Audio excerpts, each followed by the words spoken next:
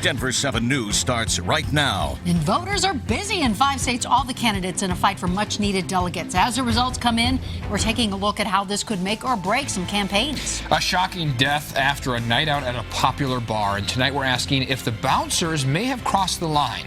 And new at 6 state lawmakers are trying to pass a new bill that would tighten regulations for people who work in hospitals as surgical techs. They want to prevent another massive health scare like we saw at Swedish Medical Center. This former surgical tech, Rocky Allen, is accused of putting thousands of patients at risk to fuel his own drug addiction. Denver 7's Jennifer Kovaleski is live at the Capitol tonight. And Jen, investigators say Allen knew how to work the system. Eric, he did. Allen flat out lied to the state and got away with it. That's because current regulations rely on self-reporting. But now state lawmakers are hoping added scrutiny will help prevent people like Allen from slipping through the cracks.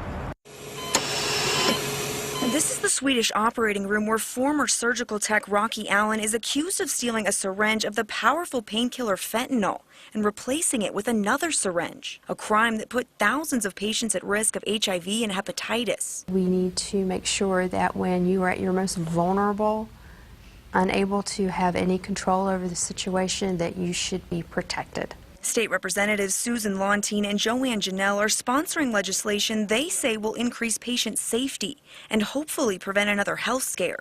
You're always going to have somebody who'll figure out how to game a system, but we still need to continue to try to find out where our holes are. I think it's a great step forward. The new bill makes fingerprint FBI background checks mandatory for all new surgical techs. Hospitals would also be required to report any positive drug tests back to the state. In the Rocky Allen situation, he actually was reported to DEA in California, but nobody here knew anything about that. Currently, surgical techs are only required to register with the state and self-report bad behavior. But as we saw in Allen's case, he lied about his long history of drug abuse at 3 other hospitals, 1 in California and 2 in Arizona, and had no problem getting hired at Swedish. I believe that this will help.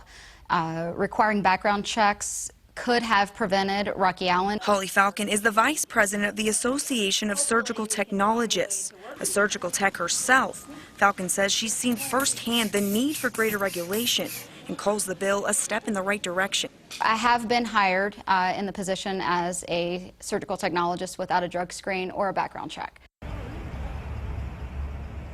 Now, the amended bill passed committee today with a 10-3 vote. It will now go on to the full House for a vote. Those who oppose the bill today raised concerns that DORA had recommended against the registry, calling it duplicative and saying that the information they were collecting was already being collected by hospitals.